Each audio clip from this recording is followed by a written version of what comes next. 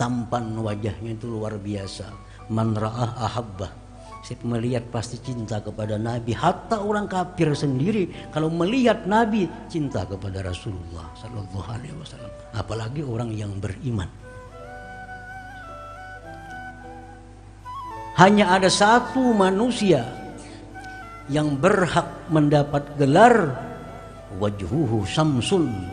Wajahnya itu laksana matahari. Wajhuhu badrun, wajahnya seperti bulan purnama. Hanya satu manusia yang dapat gelar seperti itu, dan junjungan kita Rasulullah sallallahu alaihi wasallam. Tidak ada seorang pun yang berhak dapat gelar anta samsun anta badrun selain Rasulullah. Kalau ada orang selain Rasulullah diberi gelar seperti itu, dusta. Wajib ditolak. Nabi Yusuf pun kada sampai punya gelar anta samsun anta badrun. Kenapa? Karena ketampanan Nabi Yusuf hanya sebagian dari ketampanan Rasulullah sallallahu alaihi wasallam. Hadirin hadirat yang dimuliakan Allah, man ra'ahu ahabbah. Siapa melihat Nabi pasti akan jatuh cinta kepada Nabi, baik laki-laki apalagi perempuan-perempuan. Tidak ada perempuan tua muda melihat Rasulullah, melainkan pasti mereka jatuh cinta kepada Rasulullah sallallahu alaihi wasallam. Siti Aisyah radhiyallahu anha berkata, sepanjang hidupku hanya satu hari di mana aku mendapat kebahagiaan yang luar biasa. Ini Siti Aisyah berkata, masih kecil, 10 tahunan umur beliau. Beliau berkata, sepanjang hidupku hanya satu hari aku merasakan kebahagiaan, kesenangan yang luar biasa.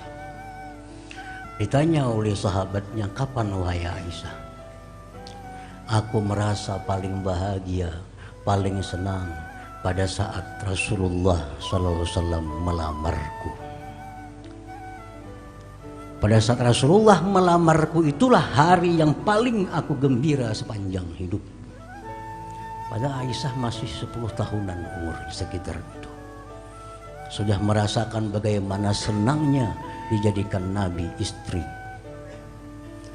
Kalau bicara tentang ketampanan Rasulullah SAW, maka Rasulullah lah makhluk Allah yang paling tampan yang pernah ada di muka bumi ini. Selain itu tidak ada yang melebihi ketampanan Rasulullah sallallahu alaihi wasallam. Wa kullu jamalin ra'aita mu'khadun min jamalihil Mustafa. Setiap keelokan yang kau lihat itu hanya diambil dari bagian keelokan Mustafa Rasulullah sallallahu alaihi wasallam. Luar biasa ketampanannya. Dalam sebuah syair disebutkan, kullu baitin anta sakinuhu laisa muhtajan ila suruji. Kullu baitin anta sakinuhu, tiap-tiap rumah yang kau diami wahai Rasulullah, laisa muhtajan ila suruj, tidak perlu kepada pelita, tidak perlu kepada lampu, karena cahaya daripada wajah junjungan kita Rasulullah sallallahu alaihi wasallam. Siapa yang mengatakan beliau manusia biasa? Coba kita pajah lampu makin kadap rumah. Rasulullah kada perlu lampu. Siti Aisyah pernah di rumah menjahit. Nabi kada ada di rumah, jahit malam hari menjahit. Pajah lampu, gugur jarum, ada dapat mencari mana jarum tadi. Masuk Rasulullah, kelihatan jarumnya. Itu menunjukkan bahwa kullu baitin anta sakinuhu laisa muhtajan ila suruj.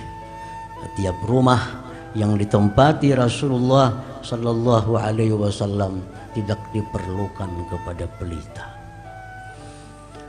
Hadirin hadirat yang dimuliakan Allah, ini salah satu dari sekian banyak tentang keluar biasaan jasmani jasad Rasulullah sallallahu alaihi wasallam.